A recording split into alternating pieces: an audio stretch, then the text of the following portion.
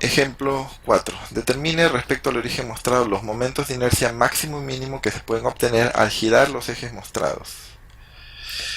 Cuando giramos los ejes obtenemos nuevos ejes, pero siempre respecto al punto O de giro, que es donde se intersectan los dos ejes.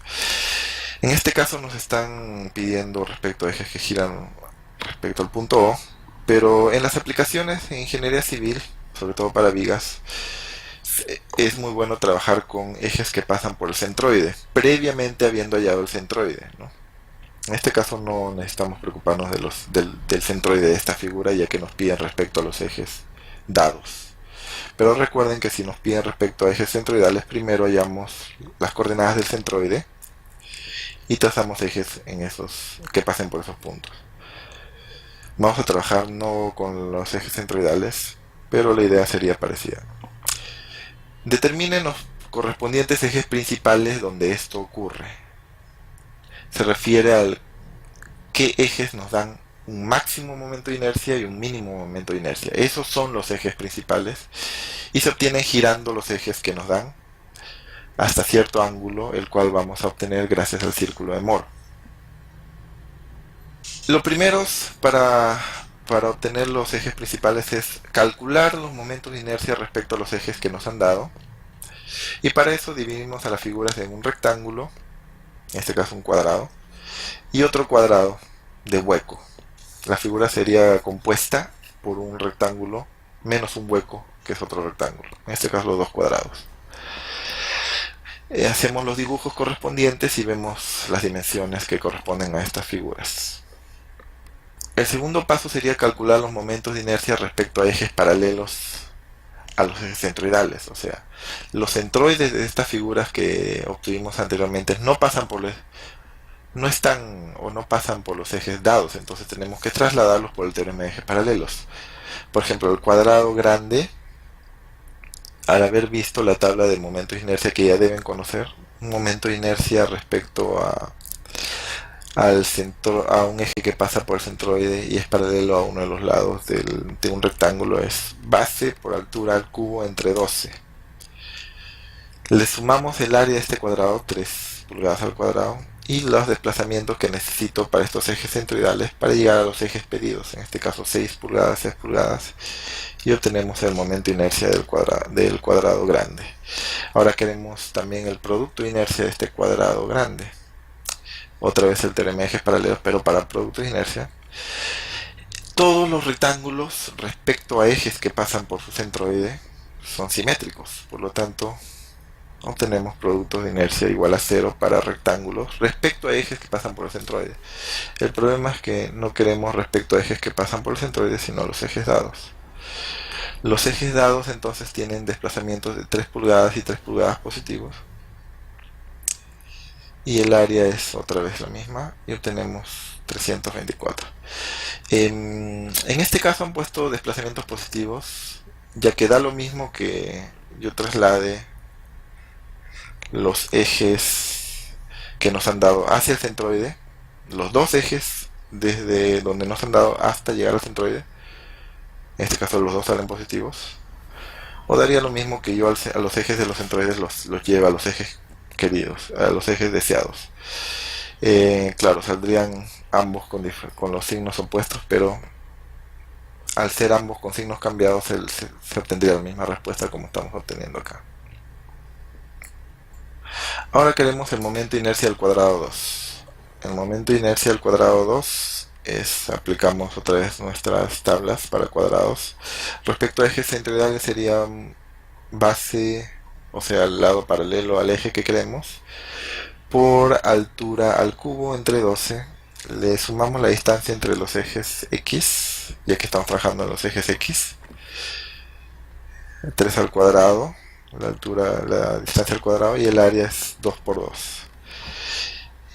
Ahora los productos de inercia de este cuadrado, este hueco que vamos a tener al final, Otra vez por simetría es 0 y por el tema de ejes paralelos calculamos el resultado de 36 pulgadas a la cuarta.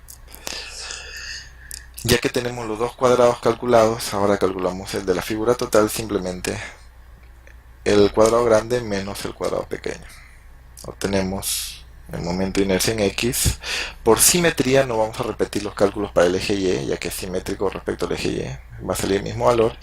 Y el producto de inercia total, o sea el cuadrado grande menos el hueco pequeño, sería restar los productos de inercia de esos dos cuadrados y obtenemos 288 pulgadas a la cuarta. Esta es la parte donde comenzamos a dibujar el círculo de Moore para obtener los valores máximos y mínimos y los ejes principales. El círculo de Moore está dibujado en un espacio abstracto diferente al espacio real, donde uno de los ejes es el eje de momento de inercia, el eje horizontal tiene una letra I que indica momento de inercia y el eje vertical perpendicular es el eje de productos de inercia. Son como ejes de coordenadas. Ubicamos el punto que corresponde al eje X. El círculo de Moore entonces lo que hace es, al eje real que teníamos, lo va a representar por un punto. Entiendan eso, el eje real que teníamos se representa por un punto en el círculo de Moore. Un punto X mayúsculo. Las coordenadas de este punto son el momento de inercia para el eje horizontal y el producto de inercia para el eje vertical, o sea, I sub X, I sub XY. Producto de inercia, momento de inercia, producto de inercia. En este caso serían coordenadas 394,667 y en el eje X, más bien dicho en el eje horizontal de momento de inercia, y 288 en el eje vertical de productos de inercia. Ahí está ubicado el punto X. Ahora necesitamos el centro del círculo de Moore, que sería, siempre va a tener las siguientes coordenadas. El promedio, o sea la suma de los dos momentos de inercia, sobre 2, ahí vemos, esa sería la coordenada horizontal, la suma de los dos momentos de inercia sobre 2, y la coordenada vertical del centro del círculo de Moore siempre va a ser 0, o sea va a estar en el eje horizontal. El centro del círculo de Moore siempre está en el eje horizontal. Calculamos entonces las coordenadas del centro, 394,667. En este caso coincide con el momento de inercia, con cualquiera de los dos momentos de inercia calculados, porque había simetría, ¿no?, en los dos ejes. En X y en Y el promedio es el mismo. Ahora, con estos dos puntos, su distancia entre ellos representa el radio de la circunferencia de Moore, o el círculo de Moore, ya que desde un punto cualquiera de un círculo hasta el centro, eso es un radio. La distancia lo podemos calcular tranquilamente. Ya saben cómo calcular distancia entre dos puntos por geometría analítica. La distancia entonces es el radio y vale 288. Las unidades acá son a la cuarta, ¿no? Pulgadas a la cuarta. Pulgadas, perdón, a la cuarta. ¿Sí? Aquí está entonces el círculo de Moore dibujado. El radio es 288 para este círculo de Moore. Los puntos extremos más a la derecha y el punto extremo más a la izquierda corresponden a los momentos de inercia máximo y mínimo, que corresponden a ejes girados respecto al punto O. El momento de inercia máximo entonces sería el centro más un radio. Ahí vemos cómo calculamos el momento de inercia máximo, que es el valor central que hemos calculado más el radio, y ese es el valor del momento de inercia máximo, 683 pulgadas a la cuarta. El valor del momento de inercia mínimo sería el centro menos el radio. Esto nunca va a salir negativo, y recuerden que un momento de inercia nunca es negativo, y sale 106,7 pulgadas a la cuarta. Lo que nos pidieron era ubicar, hallar, determinar los ejes que corresponden a estos momentos máximos y mínimos. Esos son los llamados ejes principales. Recuerda que el punto X representa el eje X. ¿Qué necesitamos hacer para que este punto se ubique en el punto donde hay momento de inercia máximo? Si se dan cuenta, este punto está ubicado justo arriba del centro. Eso no necesariamente ocurre siempre. El punto X puede estar ubicado en otro, no necesariamente arriba del centro, puede estar un poco más a la izquierda, un poco más a la derecha, y necesitaríamos calcular qué ángulo forma con respecto a la horizontal, y eso lo pueden hacer por geometría, qué ángulo formaría el eje X respecto a la horizontal. En este caso, por estar arriba, el ángulo que forma con respecto a la horizontal es de 90 grados. Necesitamos girar el punto X 90 grados en sentido horario para ubicarlo en el punto máximo. Como el punto X representa el eje real, este es un espacio abstracto, al eje real vamos a girarlo también en sentido horario, pero la mitad de este ángulo. Esto siempre se hace con los círculos de Moore. Si en el círculo de Moore tú tienes que girar un cierto ángulo, en el espacio real de donde están los ejes originales se gira la mitad de ese ángulo, pero en el mismo sentido, eso sí.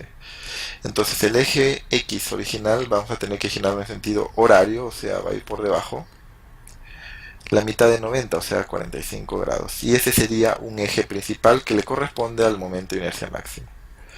Automáticamente el otro eje principal es perpendicular. Sabes que si vas a girar 45 grados, el eje Y original va a girar también 45 grados y va a estar ubicado de la manera que se muestra, y ese sería el otro eje principal, que obviamente corresponde al momento de inercia mínimo. ¿Cómo podríamos variar estos problemas? Recuerde que aquí nos salió que el punto X estaba justo arriba del punto C. No siempre tiene que ocurrir. Cuando ubicamos las coordenadas del punto X puede salir no arriba del punto central, y el ángulo original de repente no es 90, puede ser otro ángulo, que ustedes los pueden calcular con arco tangente, ¿no? Si tienes, por ejemplo, las coordenadas que sean, qué sé yo, digamos 300 y 500, puedes sacar el arco tangente y el ángulo que forma con la horizontal en el círculo de Moore, y luego sacarle la mitad y saber qué ángulo necesita girar en el mismo sentido para llevarlo al momento de inercia máximo. Bueno, eso sería todo.